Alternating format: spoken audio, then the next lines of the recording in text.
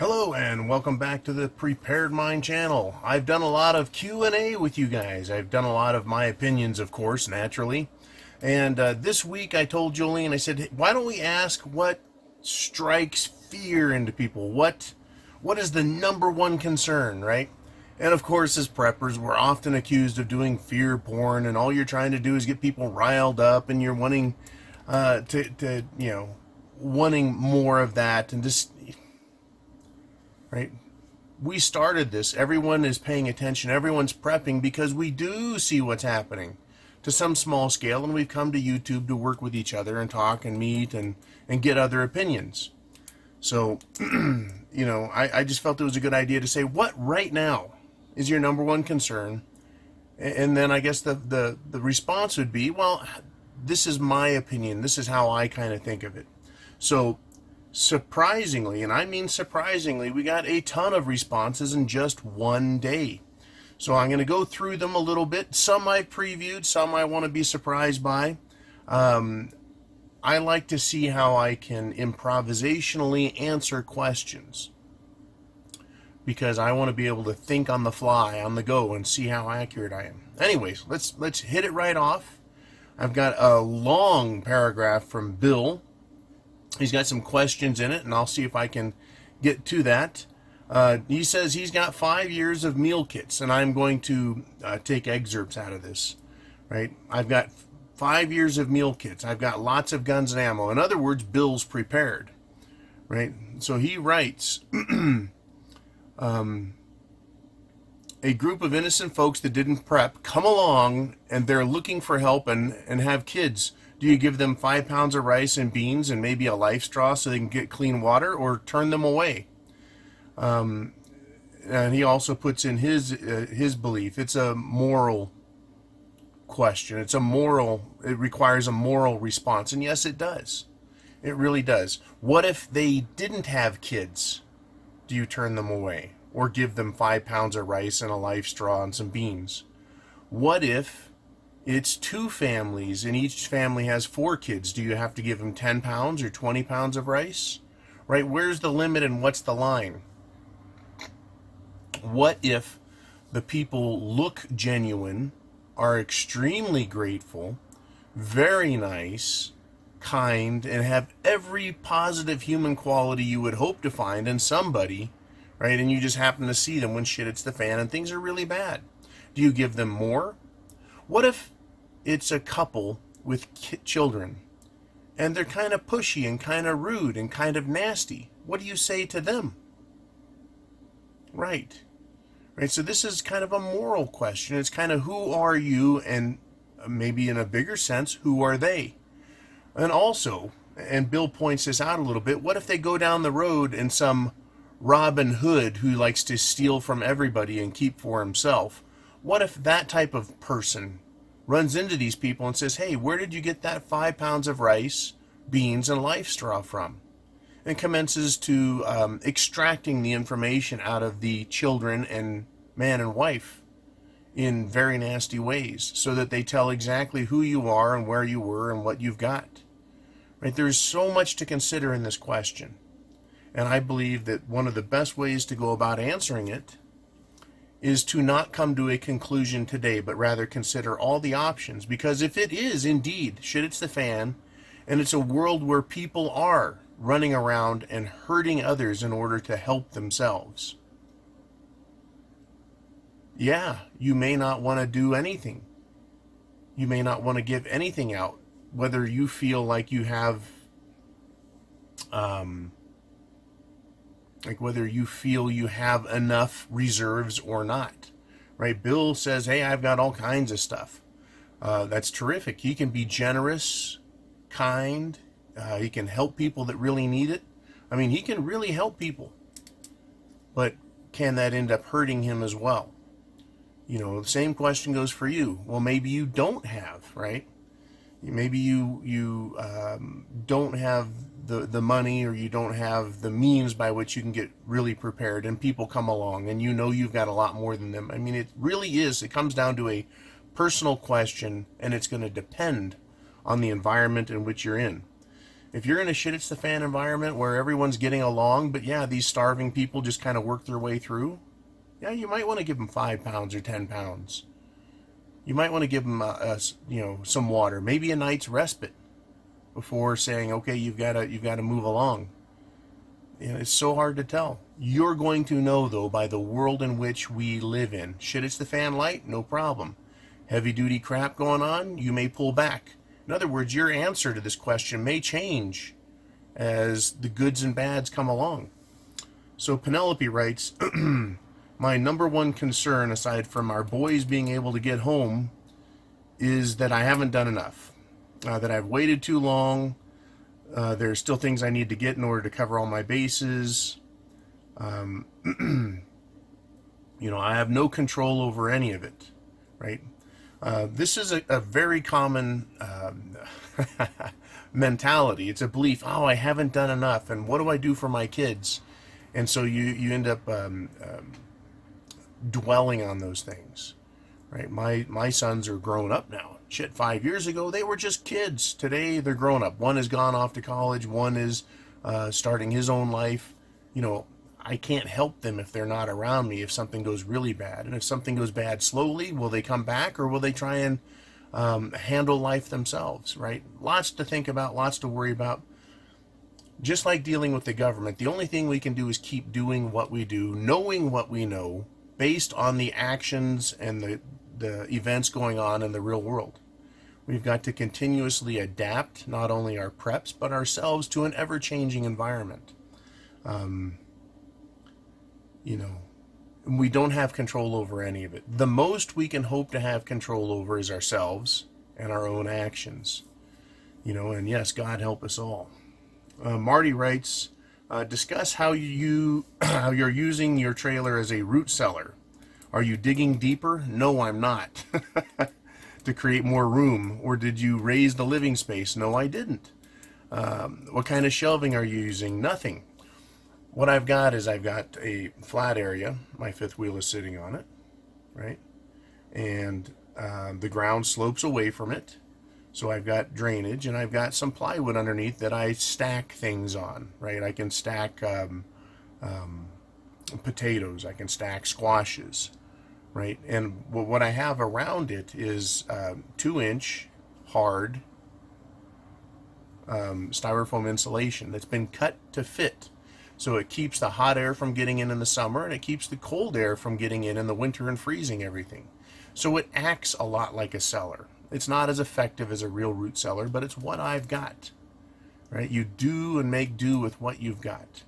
Now, the idea of digging out under a trailer, yeah, that can go and get you more square footage. It can also get you better insulatory value by having that recessed, lowered area, have more square footage exposed to the ground, which is a more universal and consistent temperature. But that's what that is. Everyone, it is great to work with what you have. Alice also writes some root cellar questions. I want to hear about that. I also live in a fifth wheel. She writes, what she wrote that was neat is, I have a small storage shed from a kit. So it's probably one of these more inexpensive kits you can get at, say, a Home Depot or a Lowe's. They're light gauge metal. They're attractive. They work well. And they keep honest people honest. That is, no one's going to mess with it, right? Because it's a shed and she lives in a nice place. When shit hits the fan, there is going to be a lot more thieving. There's going to be a lot more curiosity and a lot more concern and suspicion of people who have such things as sheds and basement doors and people that have a barbed wire fence up and people that have sandbag bunkers. They're going to know that those places probably are have more goodies to have, but are more dangerous to deal with, right? But having anything is better than having nothing. So having one of these sheds, you bet. You can store stuff in there because they're opaque. People can't see inside of them, right? It could be garden tools or it could be very valuable foodstuffs. So once again, we work with what we have. Opie writes, EBT, meaning welfare food cards. When it gets hacked, cut off, suspended, or just goes just goes out due to grid down. The streets are now full of 250-pound entitled people roaming door to door, killing everyone. Our worst enemy is entitled Americans. Had to clean that up a little bit, Opie. That is his number one concern. What happens when people who are entitled, and we can even use the word spoiled, based on their attitudes and their appearance, they've gotten everything for free and now they're getting nothing. That is a major, major concern. Once again, it has to do with where you live. What is your environment, the 10-mile square around you? Obviously, some slob who's out of shape and overweight and is used to having everything given to them, they're going to have a harder time going out to get, and they're going to have less desire to do so. They're going to, yeah, they may go door to door, but how many doors are they going to bang on with a bad attitude before they're met with cold blue steel, right? Once again, they're going to be their own worst enemy. Our concern and a major concern is, what if we are the first one or the second or third one that they come to? What is their attitude going to be with us, and how do we need to respond? Once again, what is going on outside? How bad is it? Is this the norm or is this the exception? It's a great concern to have, though. These people are surely going to lose their minds. Yankee Watchdog writes, I'm sure going to miss fresh dairy products. That's a great major concern, right? I don't know Yankee Watchdog's situation, but he says, hey, man, fresh dairy products. What is good to know is you can get freeze-dried butter. You can get freeze-dried cheeses, right? Some things are easier to get, some are more expensive, but you just add a little water, reconstitute it, and it's not fresh. But when you have none at all, it's certainly better, right? So, yeah, there's going to be certain little items that you're going to miss. And if you're going to miss them, try and find a suitable substitute now that you can store up. Jet K writes, finding extra resources with a family of 3 kids, on top of everyday life with my family, right? We just built a home and I'm scraping just to build a shed, right? It sounds like the main concern is time and resources, right? That is a major concern. 15 years ago, I moved up to this area that I'm in. I had the same concerns: build the house, get everything situated, build a defense plan, get everything stored, and on top of that, have a nice family and a nice family life. On top of that, continue to build and work hard and provide. Yeah, it's really tough. It's a major concern. It's hard to get out of that mentality, but you can grow out of it. I know the economy is slowing down dramatically. I know that we've got hard times coming, right? So just do the very best you can. That is a major concern, though. How am I going to continue to get these extra resources? That's why we look at how close are you to a water supply. We also look at, can you garden?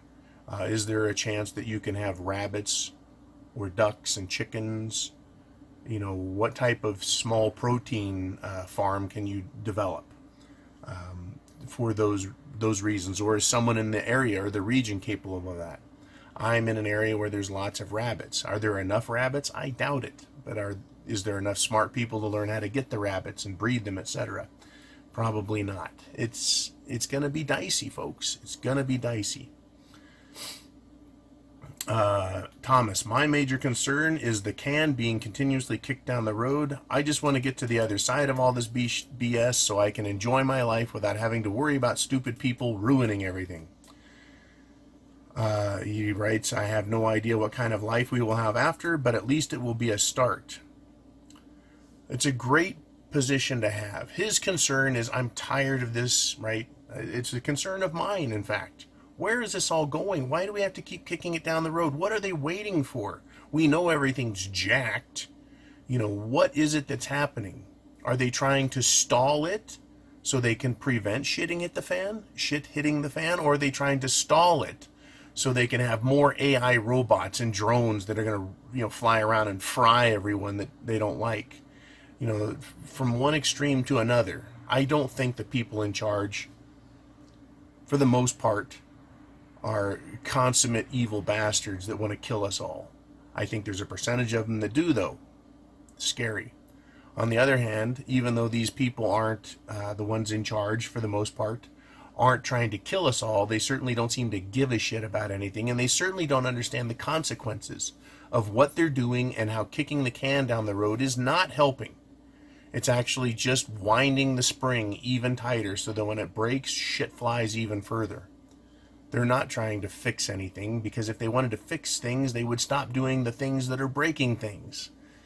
Alrighty, Corey writes, outside of what is going on in the world, my number one concern is joining a group, but it's not easy to find people.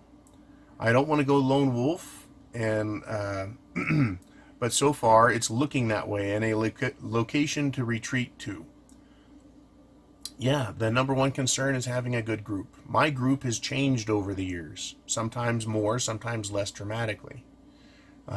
It's a concern because there's going to be so much trust invested in those people to perform, to be able to do their job, wondering about their health, and they're worrying about me and my health and what my situation is. Right? I had a major change up 5 years ago, or 4 years ago. 3 years ago? It is a major concern having a good group. Having a good community around you, or having that good bug out place. You know, you want to bug out to a bunker. What happens if 10 or 20 other people or groups have that same idea? A lot of concern there. Do your very best in all cases to put a good group in around you. Born Gearhead, the collapse of the American empire is his number one concern. Economic, employment, crime, corruption, stability. Basically going towards third world conditions. Yes, America, the United States of America, and Europe, and China, which has emerged into a first world economy, can fall right back down. Right? It's I can do a child analogy here. The first time your kid stands up, pulls up, and then starts taking those steps, come so far, but it's so easy to fall back down all the way. You know, and the difference between a child is, well, it wasn't quite as far. If you're 6'6" and 265 pounds like I am, when you fall, it's a long way down, and it's a big fat thud. So the bigger they are, true, the harder they fall. And we do have a big fall, and it can happen economically and socially and politically and legally. There's a big fall. We could end up in some terrifically trying times. That's why being prepared is key. And also, when shit hits the fan, to deal with what he's pointed out here is crime and corruption and stability. Stability not only for ourselves, but for whatever structures are around us, social or governmental. Are we as a people, when shit hits the fan, going to allow government to continue to claim to be the authority? Are we going to defer to them when they're good and tell them no when they're bad? And if we say no, how far are we willing to go to stop them? Right? There's going to be a lot of big questions to ask. And we know that government is inept and corrupt at its core, at any level. And if it's not checked, and if it's not kept in line, it will get out of line and become even more corrupt. That is why restrictions are placed on government. That's why we have solid rules, is to not prohibit government from doing good things. No one's going to stop government from doing good. We want to stop them from doing bad, like raising taxes, like stealing our property, like telling us what to do, like taking our lives. You know, that's what government needs to be stopped from doing. But that's what it's doing more and more of. Well, you know, it can't steal our money directly. So instead, it's borrowing from the future and saying we have to pay it back. How would you like it if someone took out a loan on a new car and they're driving it around and crashing it into trees, and then someone shows up at your door with the bill? That is the same as stealing. It is fraud, and that is what our government does. So yes, this corruption, yeah, it's crazy. The American empire is falling because of the amount of corruption. All of the new cars they bought, and they've crashed. Idiots. All right, Eric Z writes, his big number one concern is never being able to afford a home due to insane prices, thus not having a bug out location or place to even retreat to from the collective insanity. yes. Yeah, home prices, the reason we are where we are at is because of what was done back in the 90s with Alan Greenspan. What was continued on in the early 2000s with the liar's loans or stated loans and the low to no interest, and then giving subprime loans, people who shouldn't have had loans because they were not capable of making the payments, nor did they have a down payment. Purpose behind the down payment is to show that the buyer is invested in the property, and that if they put 10 or 20% in, that they really mean it. They're willing to lose that, right? Because if the house is foreclosed on, they lose everything they paid into it. For someone who hasn't put anything into it and they just start making a few payments, well, they haven't given up much. So yeah, they put a bunch of people into homes, drove the prices up, and then when we had the collapse of '08, prices fell. Well, everyone took out a bunch of loans against the houses, and that inflated value. And so now either people remain upside down and they just go, fuck it, I quit, foreclose on the house, ruin my credit, I don't care, I can't make the payments. Instead, the Federal Reserve and the government said, well, let's just reinflate prices. So the banks didn't sell foreclosures. Instead, they held on to them, and they just let prices come right back up by controlling the supply. Yeah, we're never going to be able to afford homes because of that, because of property taxes, which steal 2% of value from you all the time. Yes, interest rates are low, but can you even make the payment, especially with wages that have been stagnant for 20 years? If that's your greatest fear or your big concern, well, we've got bigger concerns coming, because all of those inflated house values are coming down right now. Okay. Terry writes, his concern is the border and UN control. I addressed this in a video. The Democrats in Congress, at least some of them, want the UN to come in and control the border. The UN is a very corrupt organization that's engaged in drugs, prostitution, rape, theft, murder, etc. And we're going to let them control the border, and we're going to let them tell us how many people get to come in. It's a serious challenge to national sovereignty. It's a major concern of mine. And of course, the UN wants to disarm us. One of their main symbols is a revolver with a knot tied in the barrel. How do they enforce what they want? The UN uses a gun. How interesting, how consistent with the corrupt mentality of leadership in this planet. We're not allowed to have guns because we'll misuse them. So we allow them to have guns, and we give ours up, and they misuse them. Funny, I believe we're supposed to have guns to be able to respond to and defend ourselves from people who want to use guns in an unlawful or immoral fashion against us. It's called self-defense. Thank you very much, Terry. Doc writes, well, now it might become access to ammo. Walmart just announced they will no longer carry handgun or short barrel rifle ammo, right? 223. In other words, the more popular rounds. The AK-47 round, the AR-15 round. Once they start, we've got the slippery slope argument. Are they going to get rid of other and all handgun rounds? Are they going to get rid of the 22 because it's so common and so dangerous? Are they going to get rid of the high-powered stuff because it's high-powered stuff, right? My recommendation, and I'll probably say this a few times throughout this video, my recommendation is boycott Walmart. Not just their ammo, but everything. At this point, they really aren't much less expensive than anyone else, period. At this point, I would rather deny them 100% of my shopping. And I don't care how desperate I am, because how much more desperate can I be, right? That I have to go to Walmart to buy what? Their cheap, shitty items? I can buy cheap, shitty items off of Amazon and have them delivered to my post office box or delivered to my residence. At this point, my recommendation is fuck Walmart. Yes, it's a major concern, but you can get ammunition through the preparedmind.club. And I would probably hazard a guess and say it's competitive. They may not beat Walmart's prices, but then again, they may. Go to the preparedmind.club and check ammo prices. and then say, would I rather give an extra $5, another 5%, another 2%, another 10% to somebody else than to give it to Walmart, who has continuously screwed the American consumer by selling them trash and screwed over American businesses using unfair competitive practices.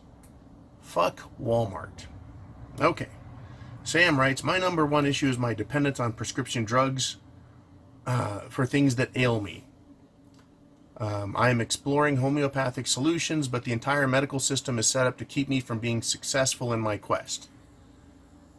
Yes, that is a huge concern. That's why I say food, water, shelter, clothing, and medicine. Right? Get all the medicine you can if possible. Researching homeopathic solutions and cures is the other. Perhaps you can treat the symptoms just as effectively, if not better. Perhaps you'll find something that cures the problem. His number two issue is convincing his immediate family to get up off the floor and prepare. That is a concern for everybody. The bro, I'm coming to your house when shit hits the fan. Why would you do that to me, bro? Right? Make me responsible for you. Getting him off the floor, that's a huge concern. How will you deal with your family? Will you turn them away and say, look, I'm broke too, I've got nothing, and just send them packing? Is it going to cause a huge family fight? Is the whole family going to be on your door, right? Four husbands, 4 wives, and 12 children all standing there looking at you like, well, you're a prepper and we know it. That's a huge concern. You've got to figure out what you're going to do about that. E.T. Preppin writes, defending my house in the outskirts of a city. That's a big one. People will go to cities thinking there's food there and hearing that there's aid and FEMA camps that have food and water and showers. They're going to go and leave the country and go into cities. People who are in cities go, there ain't shit here, they're going to leave. So you're getting traffic both ways. It's best, probably, in my opinion, to explore all the ideas that we've talked about in the past. One of them being, if you're on a road, right, make your place as unappealing as possible. If you're far back off the road, make sure it's camouflaged as fully and as well as possible. And of course, I recommend biohazard signs and other warning devices that will cause fear in people who would otherwise want to stop and have a little visit with you. Okay, Cage Work writes, water, night vision, and medical training. If water's your issue, that's something you need to really focus on.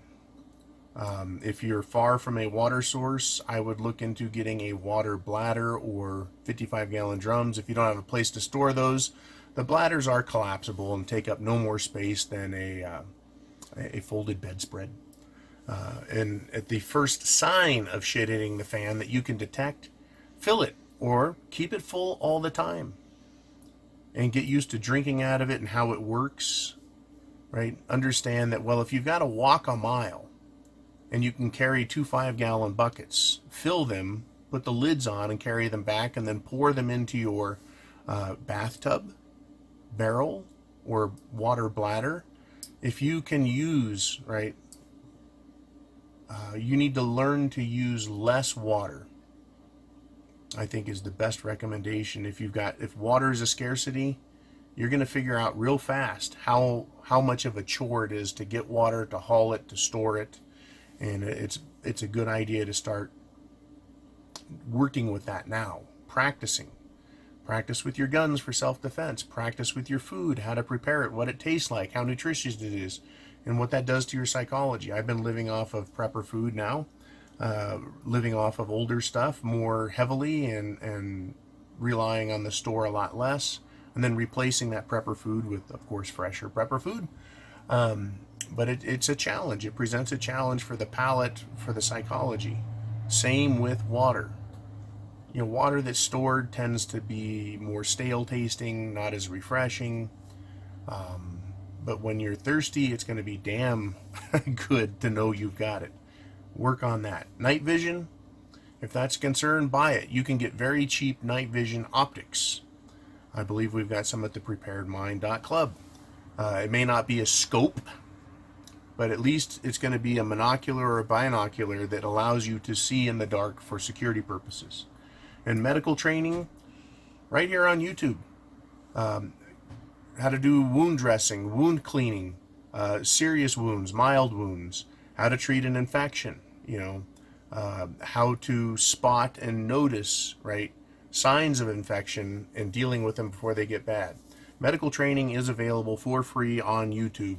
I strongly and highly recommend it, as well as going to the preparedmind.club and getting first aid books or manuals, as well as a first aid kit that is satisfactory for more than a scrape on the knee.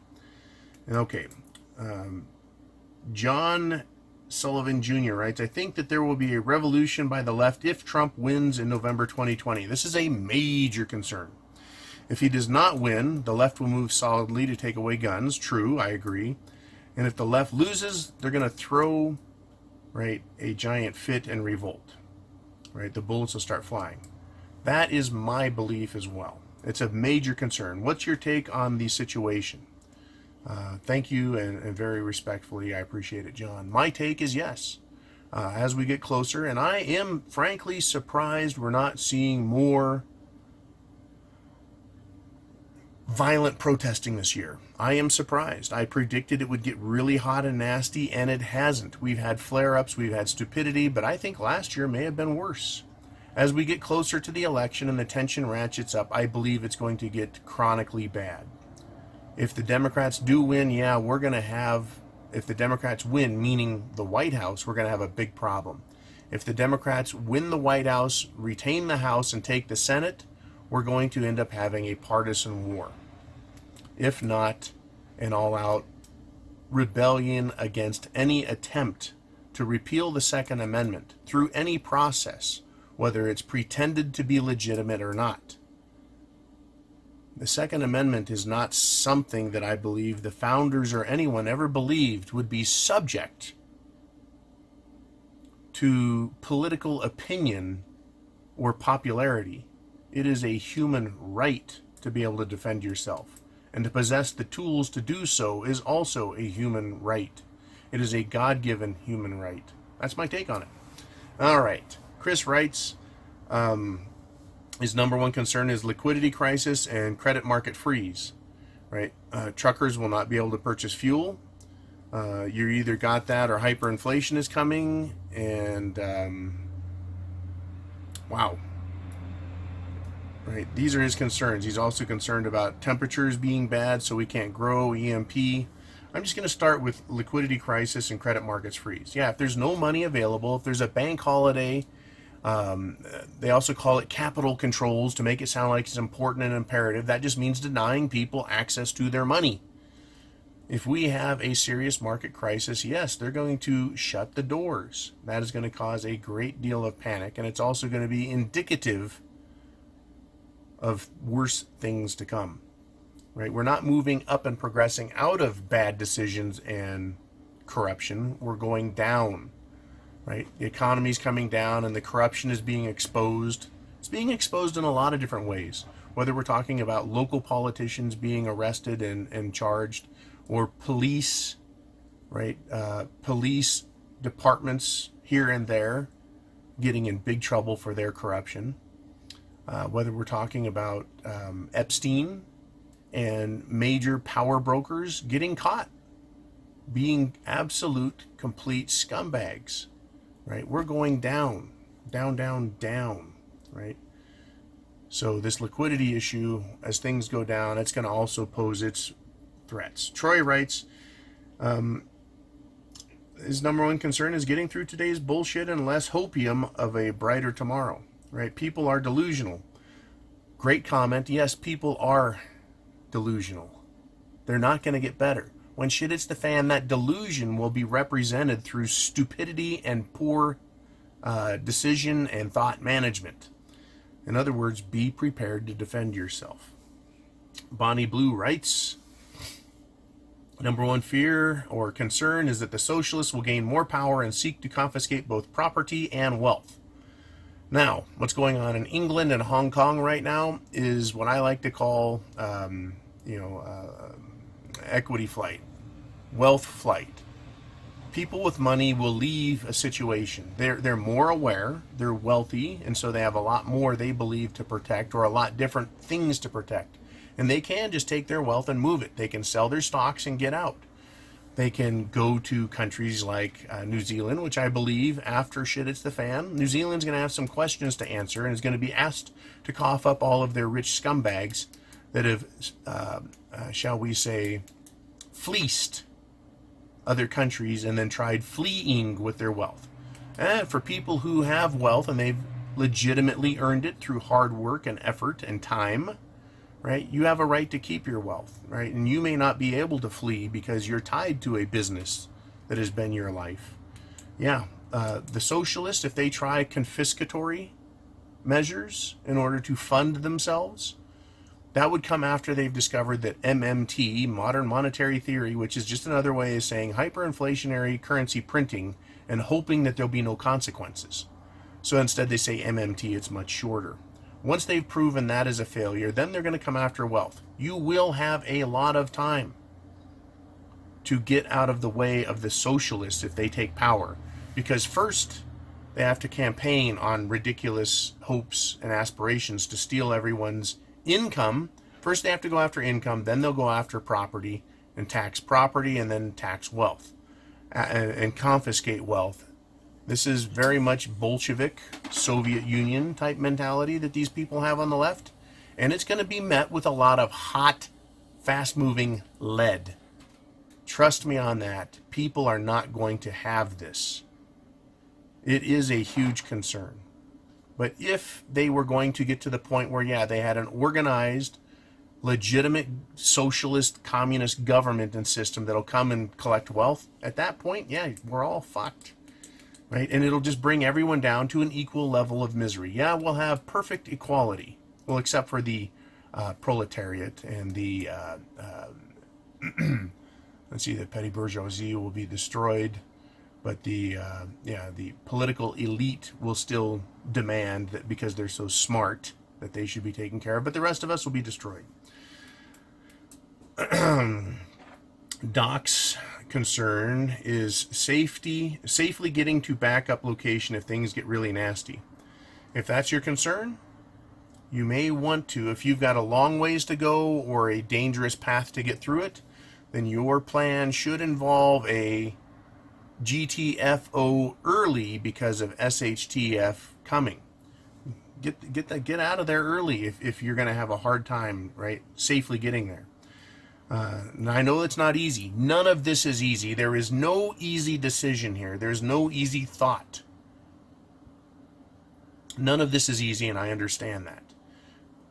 Preparing now with me the way you're doing is marvelous. We're all getting ready mentally so that when we have to make that decision, we know what the right answer is, and we just have to take that first step to move.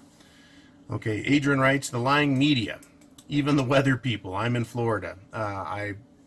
Thoughts and prayers go out to everyone in Florida, everyone who has to deal with Dorian. Yeah, the concern with the media, that's a major concern. They will lie about everything. You know, it's incredible. They were supposed to be one of the most trusted institutions in the nation, and now they are the least trusted institution. Media, there'd be no reason for you guys to be here. Anne writes, building my group members. I've already addressed that. Yes. Getting a group together is a huge concern. Do your very best.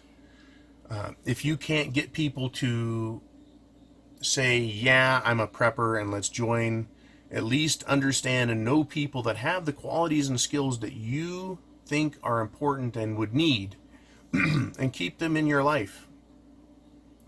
That way, when shit hits the fan, you can talk to them and say, hey, remember when we discussed X, Y, and Z? Let's start doing something about it. And that's better than doing nothing at all. Stephen writes, my number one concern would be night watch engagement, and at what distance do you say yourself that's far enough? Terrain, defensive perimeter, personnel, threat risk assessment levels. All of those are determined when you shoot. If you have signs at 200 yards that say keep out, danger, stop, private property, will shoot to kill, insured by Smith & Wesson, whatever sign it is you have up. If they're coming in at night, it's because they chose not to come in during the day. They're not friendlies. Especially if they're ducking and covering and moving behind trees and taking cover, especially if you can visibly see arms, then you may want to do something about it at the furthest reach of your range where they can become a casualty. I'm not saying murder, I'm saying casualty. Taking them out and letting them know they're not welcome and they can limp away. That would be my move, knowing that they're coming in at night in those conditions, armed, taking cover, stealthily approaching, etc. Or you may want to wait, right? Wait till they're closer and see if they too have night vision. You may want to wait till they get a little bit closer so you can be assured of pecking at several of them. Okay. Bob writes, I'm getting some would call prepper burnout. I understand that, Bob, completely. I'm doing it alone as wife and friends don't give a shit. That very much contributes to prepper burnout. Where I get a lot of my desire, I've been a prepper my whole life since I was a teen, essentially. And I've been laughed at for years. I have been ignored for years. I've had family that looks at me, deer in the headlights, what are you fucking talking about, John, for years. Co-workers, other business people, they just don't seem to care. And it can burn you out. Coming here to Patreon and YouTube is a place where you can share ideas and test the validity of your own thoughts and determine, should I continue being a prepper or not? The answer is yes. Look at the world around us. There is absolutely no reason to think that everything's fine and you should stop prepping. But getting moral support, camaraderie, fellowship, that is important. It's important to some of us more than it's important to others, but it is important, right? He writes, I have a lot of preps, which is great. Nobody wants to train or go to the range. I do it all alone. I'm worried about the bills being paid if shit hits the fan and government goes bust. And he talks about his financial condition. If you can't pay your bills today, then you're doing it wrong. You should always pay your bills. When shit hits the fan, nobody's going to want to pay their bills or be able to pay their bills or have the capacity because there's going to be a lot of unemployment. There's going to be a crisis that's huge. And thinking that, well, you know, how do I save wealth to deal with problems in shit hits the fan? When shit is hitting the fan, it's going to be a free-for-all, right? Afterwards, there's going to be a lot of questions and concerns, right? 99% of people couldn't pay their bills and shit hits the fan. Do the banks have the right to come and steal everyone's houses? I don't think so, right?